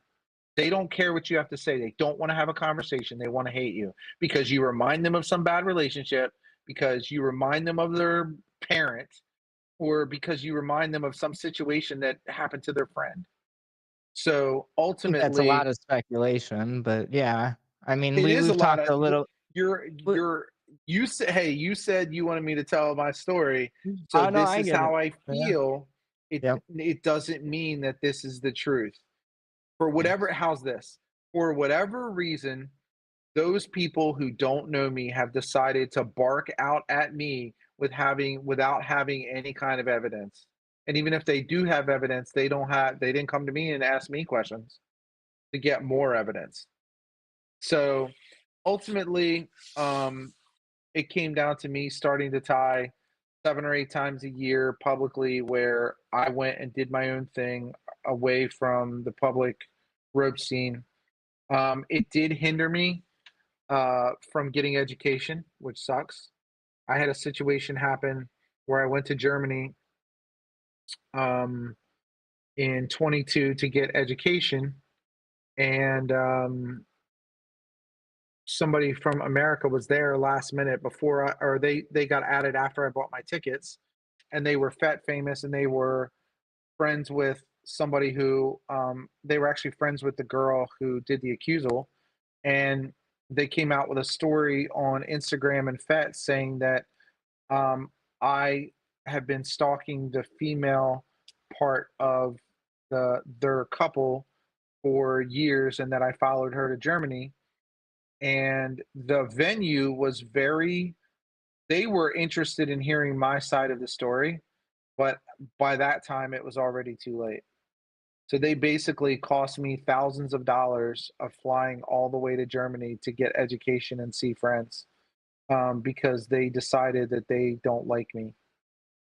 So that's what kind of really pushed me in. That was the final straw to push me into retirement. Well, that goes back to like, I got a couple things I want to say here. So, like, the first thing is like ostracization.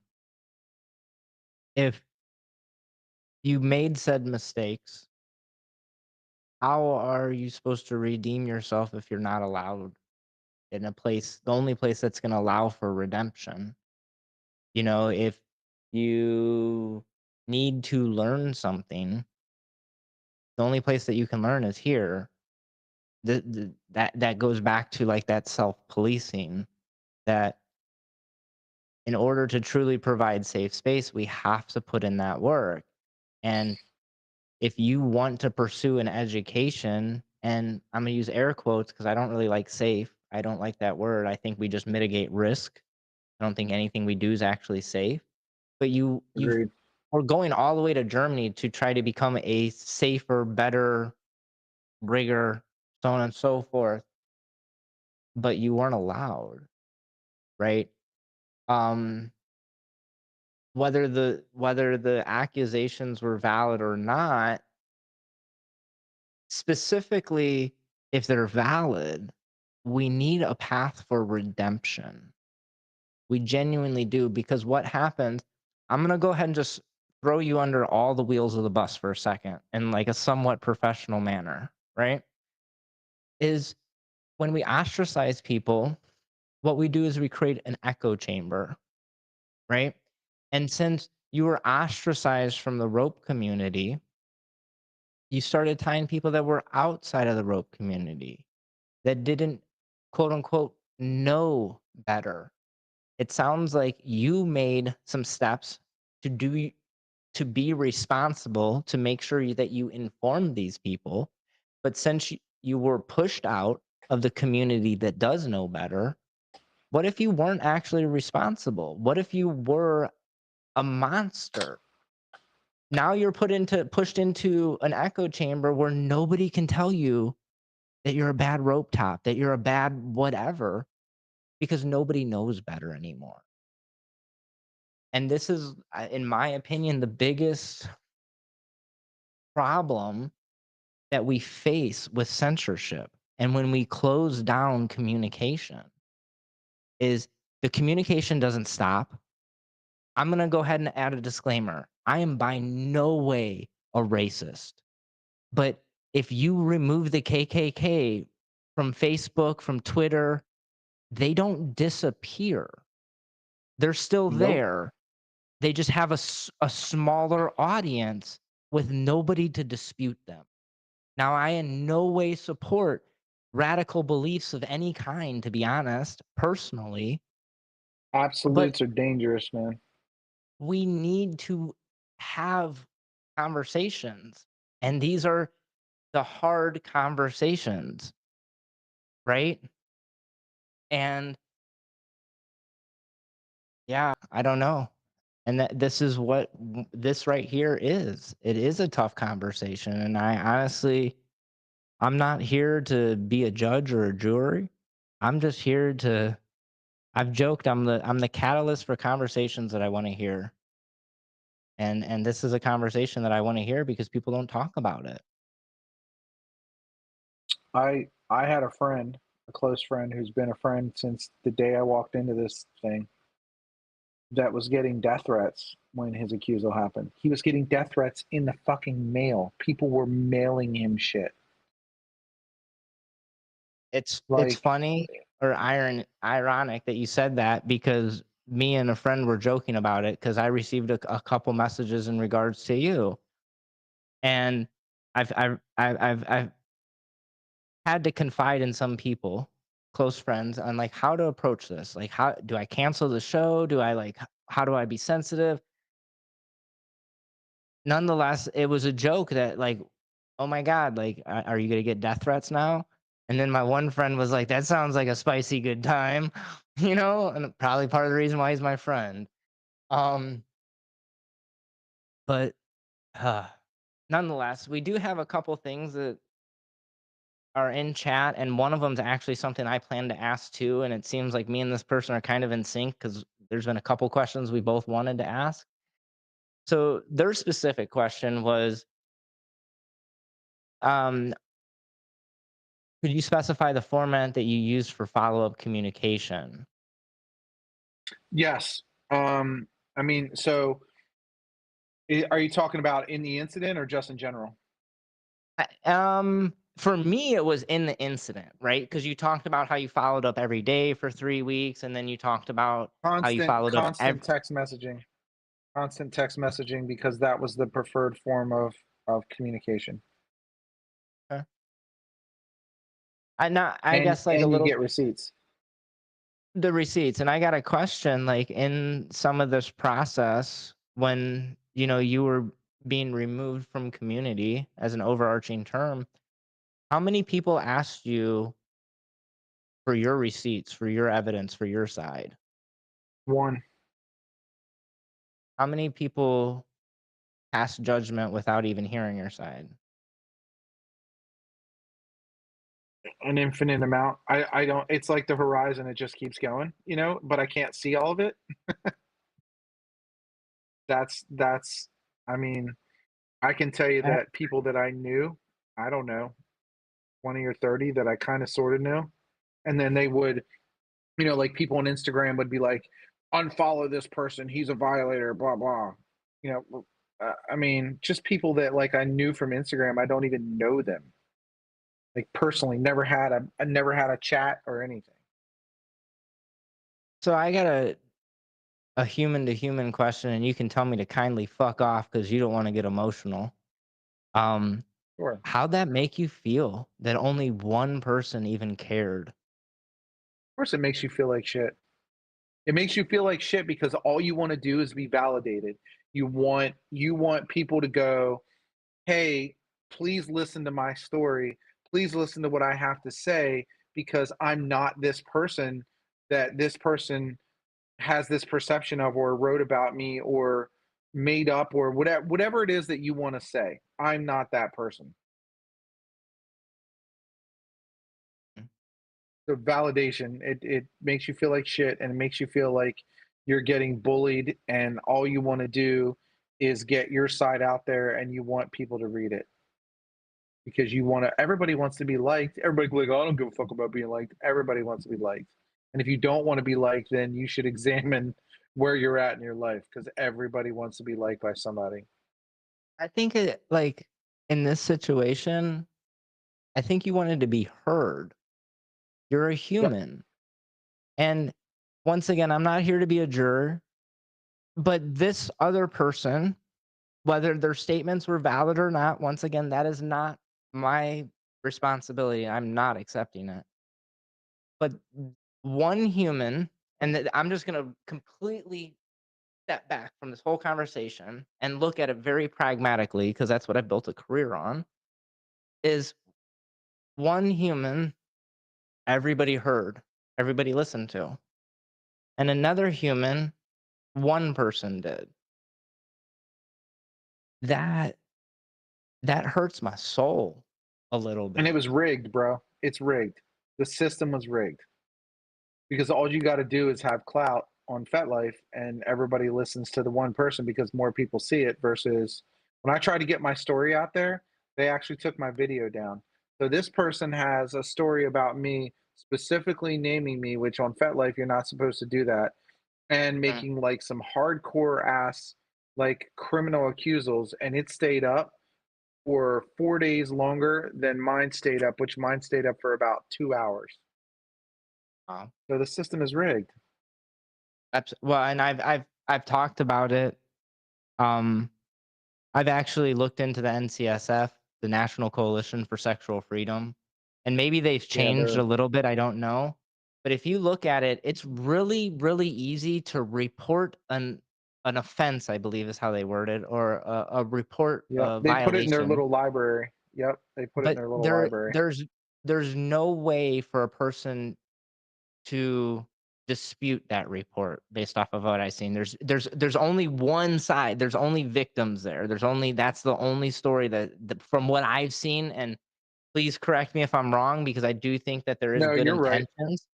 But You're right. it honestly it cracks me up. It reminded me of the Better Business Bureau. Early in my business career, I realized how rigged the Better Business Bureau is.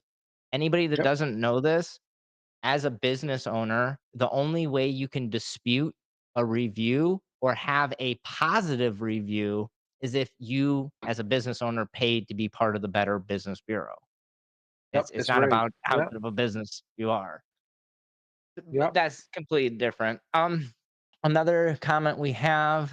So they say you said that you both decided to continue the scene, but you also said that you did not have a conversation about it and there was rough body play. How did you determine whether or not she wanted to continue if you did not stop the scene or do a proper check-in? No, well, no. Okay, so let's clarify. That was what she said happened.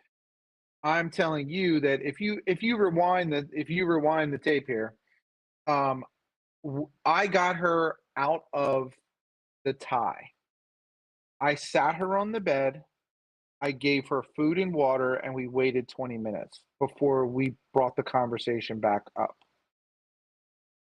And to be clear, because I think I do recall, and I'm definitely not trying to tell your story, um, but it sounded like you did negotiate for impact play, rough body play, no sex Previously, previous, previously.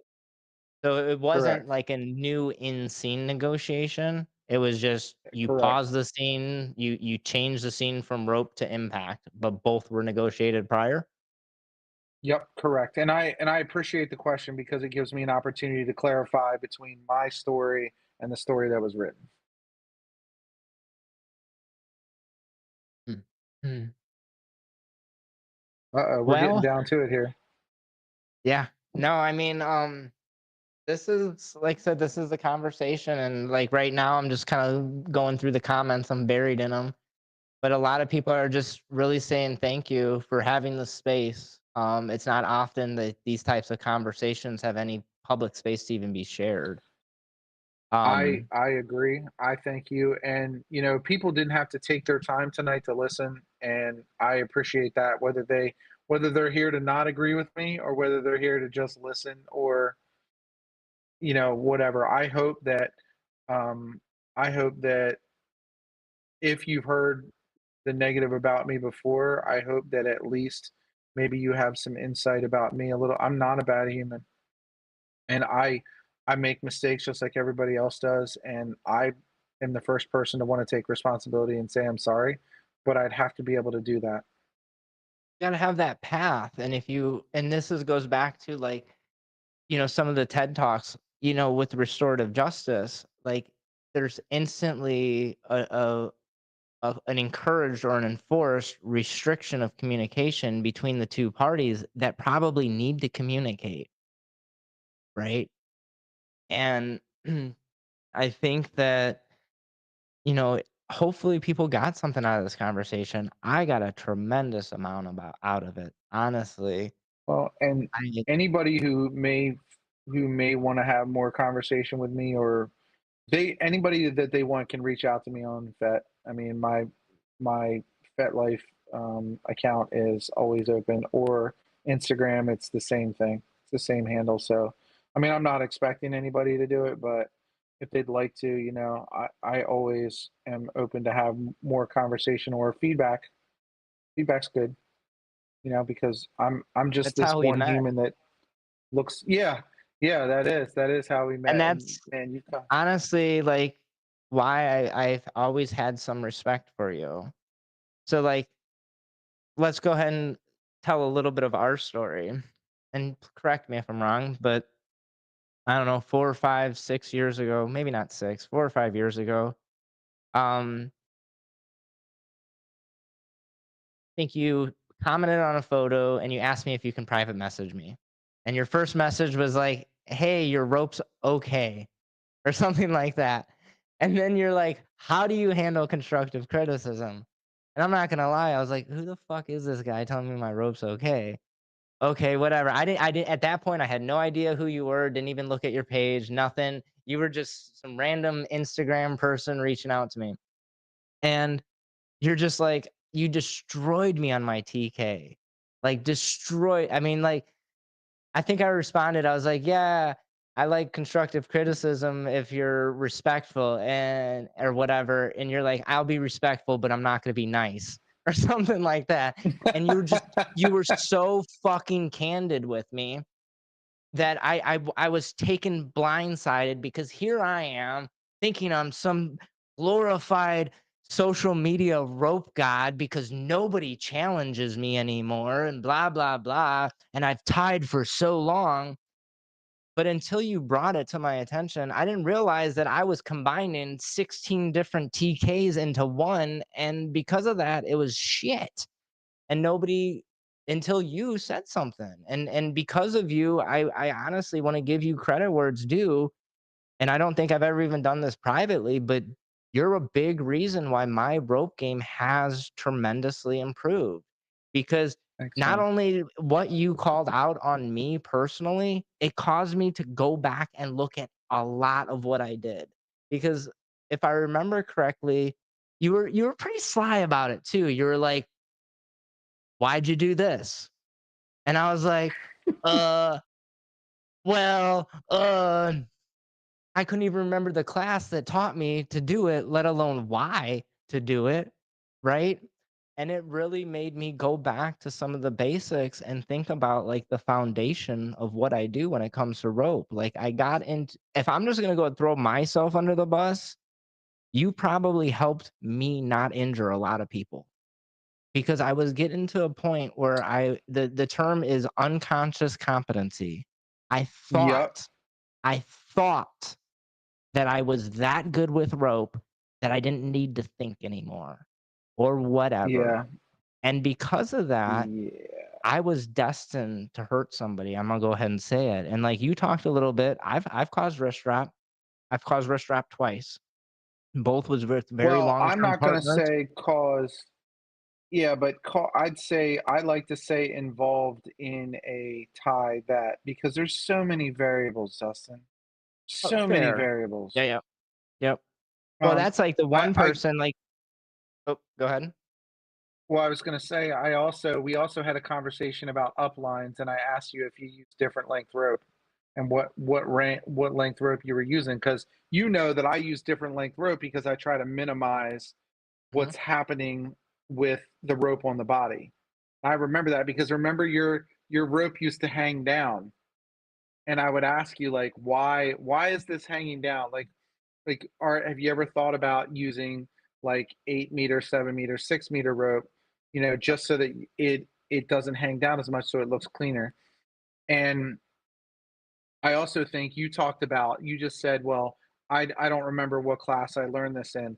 I subscribe to one discipline of rope. Like I am off the Naka Akira um, tree. So that's all I do. That's all the style that I do. And believe it or not, I actually see recently I've seen some of it in your rope. I don't know where you got it from, but I it's don't in know. there. I don't really attend many Um, classes anymore, and it's not because like it's just because there's the educators well, that I wanna attend, it's hard, right?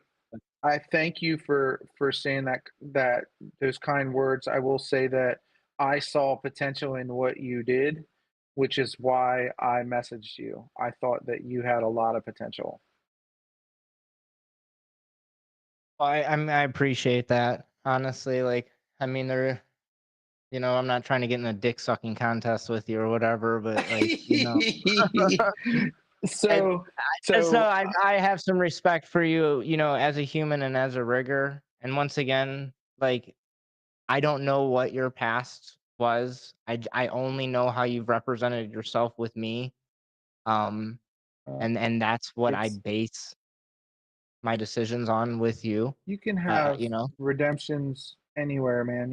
I have kids, and I had one kid really young at 22, and then I had a kid at 30. And my kid that I had at 22, I was not equipped to be a parent at all. And my kid at 30, my ex-wife and my he's now 25-year-old have told my 18-year-old more than once when he was like 13, 14, 15, this is not the dad that I grew up with. He was sharp, and he was loud, and he was very forceful. And if you keep up your behavior, you're going to bring out crazy dad, and you don't want to see crazy dad. And it's because I've evolved into somebody different. I'm different than I was when I first got into kink. I'm different than I was 5 years ago, and I'm certainly different than I was a year and a half ago. Honestly, I think that I overstayed my welcome and rope probably by 6 or 8 months, maybe something longer. I mean, like, I would still do a tie in a special case, but I would have to practice up. But for the most part, I don't even think about it anymore. Like, I could nerd out on it and talk to you about, like, you talked to me about the TK thing, about how I broke you down. I've had two guys break me apart, two masters just break me to all the shreds. So, I mean, that's what um, you want to break somebody down to their column tie. That's when you know that somebody's really taught you something. yeah. It's when they break you all the way down to that. But I appreciate you saying that. I look forward to continuing our friendship, because you brought me some good stuff. And I want to now. I'm like all wanting to listen to some of these podcasts that you listen to, and I'm not a podcaster at all. Oh, Like, I I man, can I barely. love it. I don't even watch. I barely watch TV most of my adult life, and now like podcasts. So it's books and podcasts. But so I have a Any other question. Like, questions? yeah, I got a question from back when. So you said that one person took the time to acquire. A person asked, who was that person? Was it a person of authority or influence in the community, or It was it was just a a private person. person?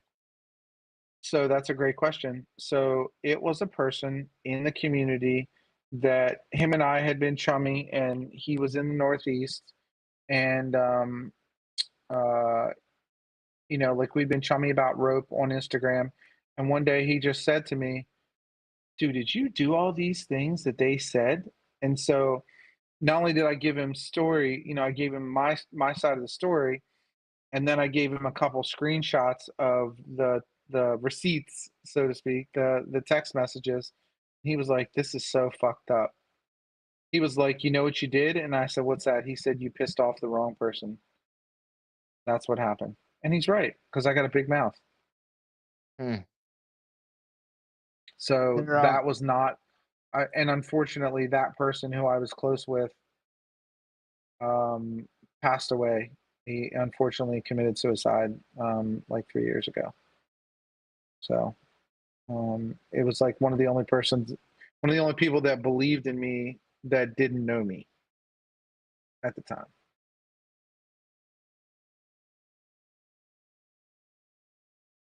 yeah, it's honestly like I sympathize with you, and I know you probably don't want my sympathy. I used to joke like, I don't want sympathy. It's what did I say? Just give me Something. empathy. Empathy's cool. And give me Yeah, the other Athy. yeah. There you go. It's to lose close people, to spend a lot of your time, money, effort to be a good human and to try to be a good rigger.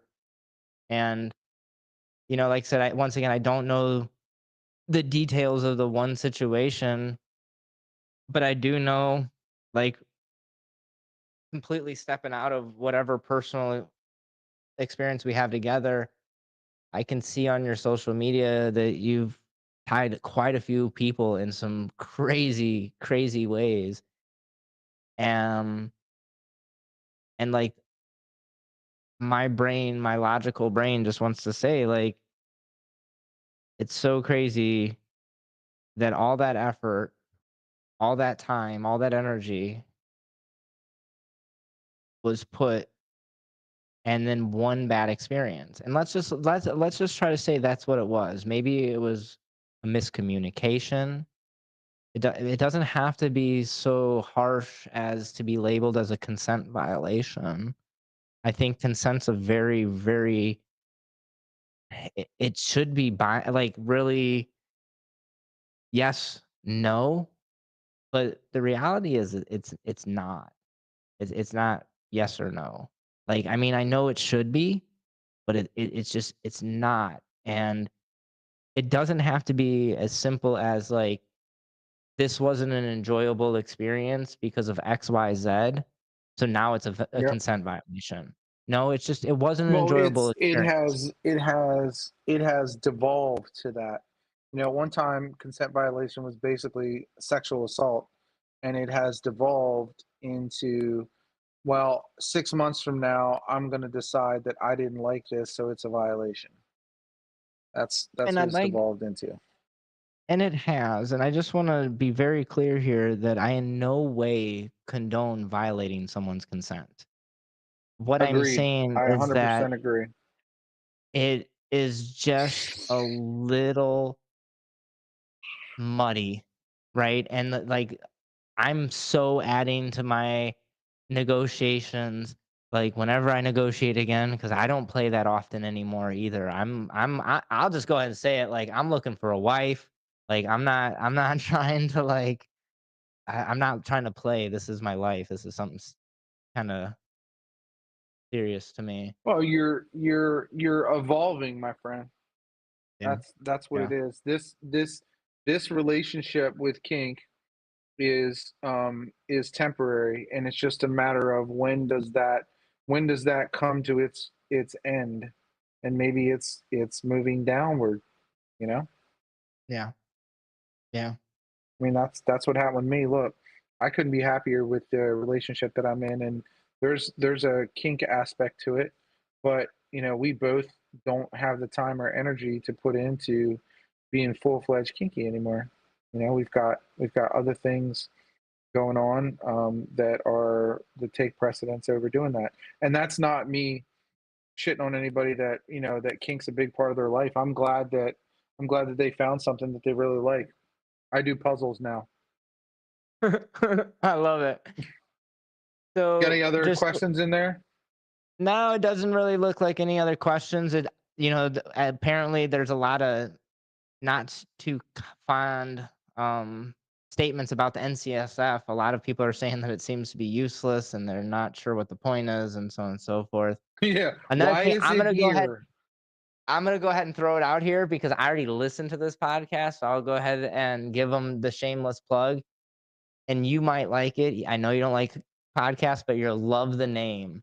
It's called Fucking Canceled, and it's with Clementine Morgan. Oh my god, the things she say as a white man, I know I can't say. I'm just gonna go ahead and say that right now. But her podcast, she has a co-host, if I'm not mistaken, or at least a partial co-host. It's really good, but it's called Fucking Canceled, and she talked about like how she got canceled as as a homophobic, even though she's a lesbian, right? And like just has all these crazy stories because like she's very public. I don't know her whole story, but a great podcast. It's definitely not BDSM, but it is it's some mental Now I want to stimulation. listen. Now it sounds You fun. gotta, you gotta. I mean, then there's some good ones. There are a couple specific to like polyamory or alternative adult relationships. I don't remember exactly what the verbiage is. Um, Nonetheless, I think that's about it. We got one person saying they wish they tuned in earlier. It sounds like a fascinating conversation. Um, You'll put yes, this it, up somewhere, right? yeah. So we just started getting everything on Spotify. We're on Spotify. We're on Apple, and we are on Amazon. I am a few episodes behind. So the best way to see the episodes is live. Other than that, I don't really have a schedule yet because I think this is my 13th episode and I only have 7 uploaded. Oh, Uncle You need to get your Beer. shit together, Hey, sir. Uncle Beer, I know you. Okay, so Uncle Beer is one of my chief minions that has been helping me with uploading the podcast, and he said he uploaded a few more today. I greatly appreciate it, brother. Um, but yeah, so we'll get this podcast um And uploaded again, to Spotify. I really, really appreciate these people taking time to listen. I'm just some dude. So if you want to check out anything that I've done in my day, you can go to ThePrurient underscore on Instagram, or you can go to ThePrurient um, on FetLife, and it's PRURIENT, which I think is already in your post, right? Yep, yep, Right.